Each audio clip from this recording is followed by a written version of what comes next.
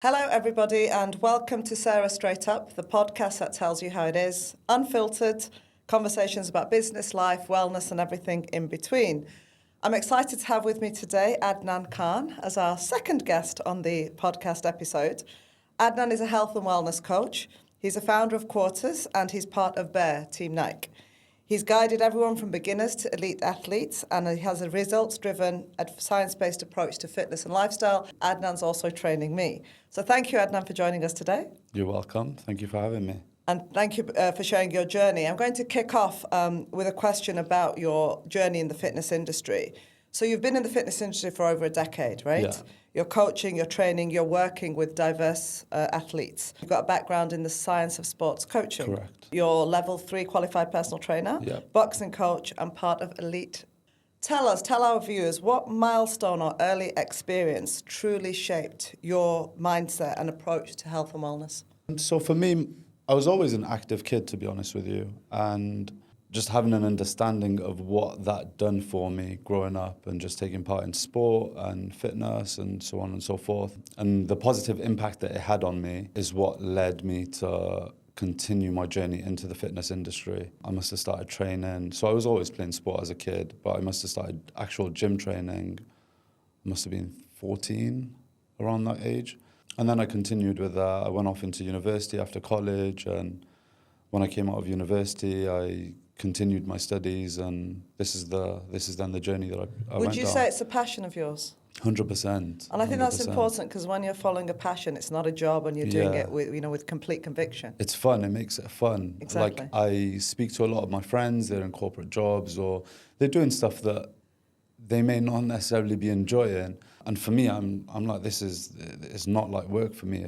I enjoy it. I like helping people. I like seeing their results. It's all about the small wins that they go through. And ultimately, it makes you feel better as a person, knowing the kind of impact that you're having on somebody else's life. Absolutely. And the impact you have is great. I mean, I know certainly, and I can speak from experience, when I'm feeling down or I've had enough, you're the one who's like, well, it's your choice, but this is how it is. Yeah. And you say it straight, which is why I respect you, right? You don't tell me what I want to hear, you tell me what I need to hear. And I think that's really important it's so for a important. coach. Yeah, right? for sure.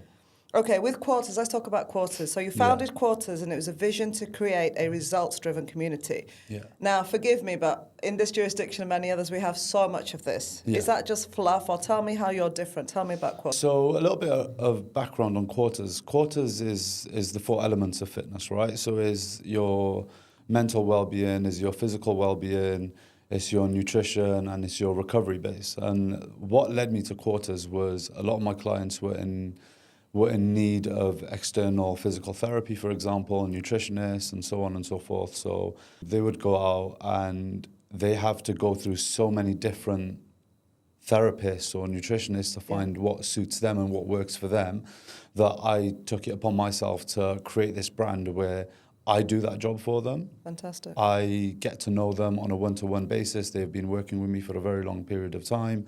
So I understand what they need and what type of person they need. So I then kind of go off and filter out the trash, let's say, in the nicest way possible, and apply what's suited to them and what they need as individuals. And then alongside that, we work as a team to help the person overcome whatever it is they require. That's great. So one-stop shop, that's how you're kind of created it, which is kind of a holistic approach to wellness and fitness. It's not just, I come to the gym, get me, a great six-pack. You're looking at every aspect, inside out, mental health, internal health, physical well-being. On that basis, Adnan, how important is the mental health aspect along with wellness? What do you say about that, the two going hand in hand? Yeah, for sure. There's no two ways about it. The benefits that you see from a mental well-being perspective, from physical training, it's insane. It's worked wonders for myself, and I can speak off my own experience as well as other people's experiences.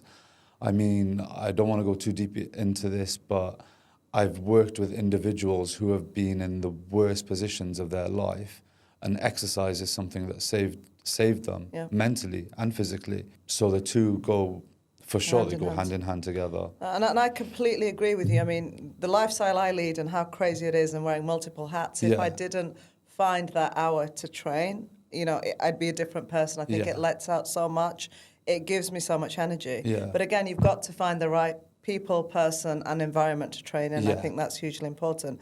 And talking of that, you work with all a different discipline of people, all kinds of people. How do you tailor programs effectively to make sure when you're looking at me, I attain my goals? When you're maybe working with a child, they attain their goals. When you're working with a world class, kind of boxing champion, they attain their goals. How do you get to know your client? So it's all about assessing the individual. Clients will come to me with their goals.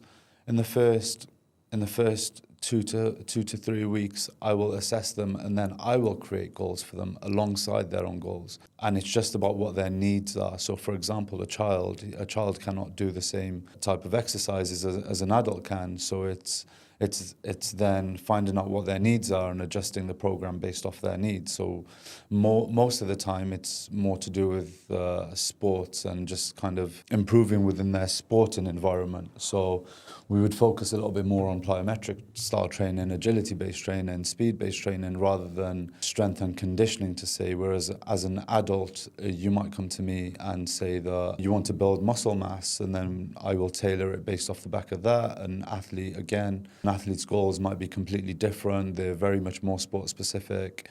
So ultimately it comes down to me assessing the individual's needs, what their goals are and what I would like to add to their goals. Whether I see if it's confidence related or whether I believe that they truly want to lose X amount of weight, or whether they don't want to lose X amount of weight and they just want to adjust their body composition.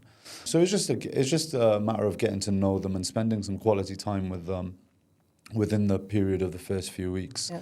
And how do you factor in the lifestyle? So again, I'll just give my example. I'm forever on a plane here, there, late nights, early starts, clients, demanding. Yeah. How do you take account of people's lifestyles and make sure that they commit, or what's your kind of approach to that?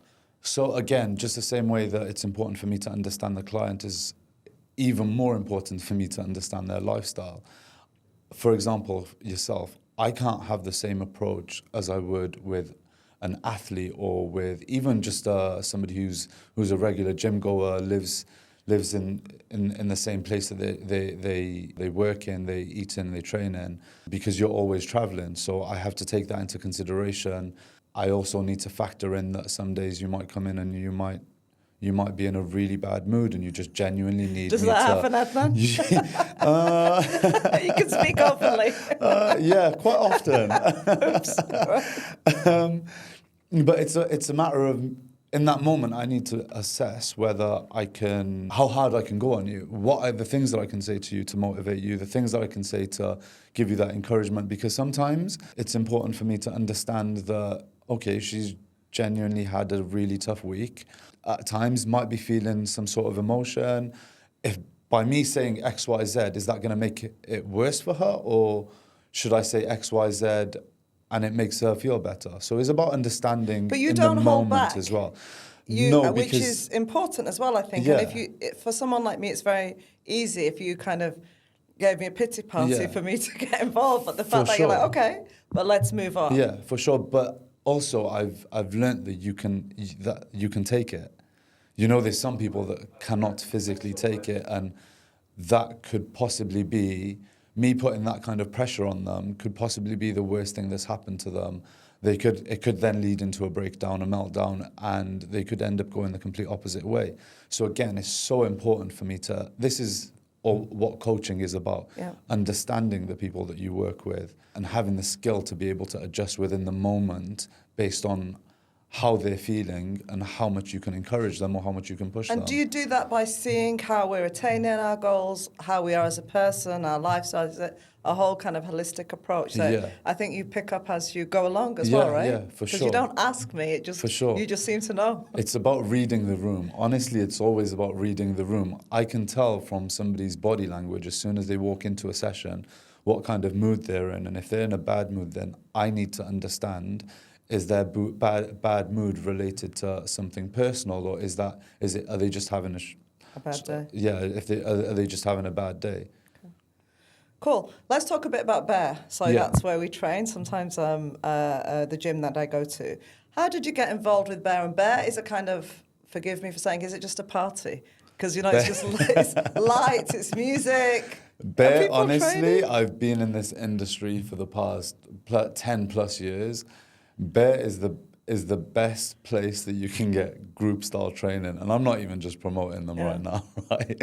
You honestly, it's amazing. Like I've never personally ever come across anything like it, and it's a little bit less about the flashy lights and so on, and like the dark room and the flashy lights, but it's more about the community that they have built over the past 8 years. Everyone is so welcome. The way that we program our classes is inclusive, create an environment where everyone feels welcome, everyone feels loved, everyone feels the energy.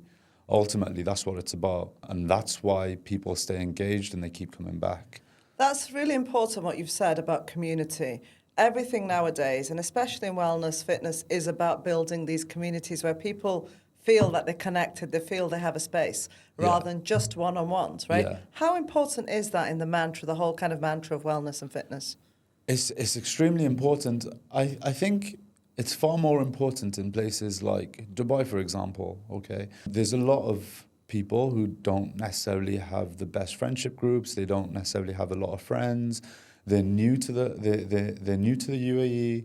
Group style classes is where they tend to meet like-minded people and they make friends. We have a lot of people who that's their friendship group, you know. So again, that the importance of it is incredible. I agree with that, and I think that these kind of communities and communities built up through sport and wellness, you find people who are like-minded. Yeah. And you develop great friendships. We're all away from home. We're all away from family. And therefore, Dubai is one of those places where, you know, the people you meet more and you meet, for example, training, or it might be social networking, you tend to develop good relationships with. Yeah. Okay, let's talk about quick fixes. Because everybody wants that, let's face it. So I come to you, I'm like, Adnan, in 6 weeks or in 2 months, I want to look like X, and I show you a picture. Yeah. What do you say to me? We live in a world where it's all plastic and Botox, right? So I get a lot of this. Oh, I want to look like this Instagram influencer. I want to look like this model. I want to look like this celebrity. It's not realistic. That's the answer. It's definitely not realistic in a short space of time, no matter how hard you try.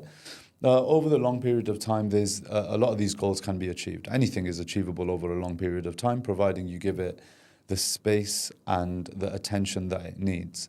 So that's where I'm sat there telling people, no, can't do it, or you can do it. Or if you really want this is how long it's going to take you, this is what you're going to have to do. A lot of people are looking for quick fixes, especially again in an environment where looking good is part of looking the good is fabric. part of it, and everybody's doing this stuff. You know, Ozempic has become one of the biggest medications to say in the past year. Everybody's taken it, and at least 2 times a week somebody comes up to me and says, "Oh, would you support me within my journey of taking this?" And I tell them, I'm not the person for you. Yeah. I'm not interested. I don't want to know if that's the route that you want to go down. You shouldn't do it because of X, Y, Z. Yeah. And if you still want to do it, then it's better that you find somebody else to work with. And that's good because you do filter out those that have the same kind of mindset or journey that you can provide too. And how do you deal with that kind of day-to-day habit of an individual from I want to look like someone versus I think where I'm at now, I want to be the healthiest version of myself. For sure. So how do you deal with that? So it's about big goals and small wins. Okay. I like that. Looking at people's lifestyle. So when somebody comes to me, I don't just give them, oh, follow this diet, do this, do that. No, I actually look at what their current lifestyle is, okay? How active is your lifestyle? What kind of job are you in? What do you do day to day? Talk to me about your stress levels. What are the kind of things that bother you? And again, it goes back to some of the first things that we discussed, is about understanding the individual and trying to gain as much knowledge about their lifestyle as possible, and then creating small targets for quick achievements, okay? Because everybody in a life where everybody wants to achieve things, big goals quite fast, it's important for me to set some sort of targets that they can achieve quite quickly, because that's what motivates them in the long run. And then it becomes a habit. Okay, you're currently doing 5,000 steps, which is good in Dubai on a daily basis. Let's try and increase that a little bit. How can we increase it? What do you enjoy? Do you enjoy going for walks? Do you enjoy playing sport? What do you enjoy? And then trying to make it as fun for the individual as possible. How do you keep them focused? Because I feel with fitness, everybody goes in, especially maybe the new year, I'm going to get fit. I mean, how many times have I said that? And I'm going to attain my goal. Yeah. And you start off, everybody does with the absolute right intentions, and then people just kind of, wither away, or they don't see results in a month, it's not working. Yeah. And I know, having been in fitness on and off for many years, that, you need to give it some time to get to where you want to see, and it all follows through. How do you keep the motivation for people? So again, it starts off with the small achievements. Okay, giving them respectable achievements that they can without a doubt accomplish. Is a lot of people will tend to set non-achievable goals, and then they're disappointed when they're not achieving them. So it's about the smaller targets. It's about constant reminders. It's about teaching individuals to appreciate what they have access to. Okay, their success. A lot of these people, if somebody has a personal trainer, it's a bonus. It's a big. It's not necessarily a big thing, but it's something that they can afford. Let's say. So if they can afford a personal trainer, it's about having them understand that this is a luxury. This will help you achieve further goals. Don't take it for granted. And the more you allow people to learn, and the more you teach, and the more you explain to individuals, the more they get to understand their own bodies. And when they learn to understand their own body, they understand and they learn the importance of this, and having a healthy lifestyle and the happiness it creates. Leading on to our next question then, Adnan, it's not just about telling people or motivating people what to do. You lead by example. Yeah.